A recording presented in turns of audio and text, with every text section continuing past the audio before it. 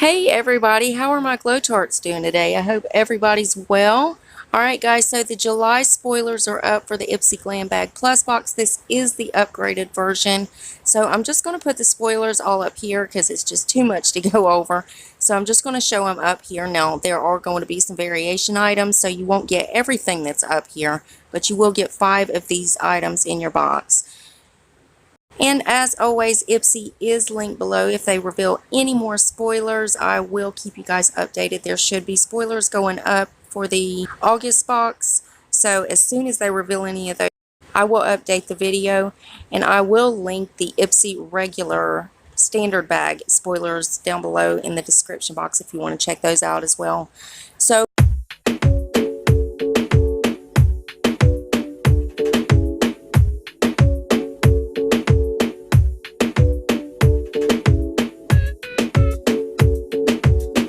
guys, always make sure your bell is on. That way you're notified of every single video I upload. You do not want to miss any spoilers.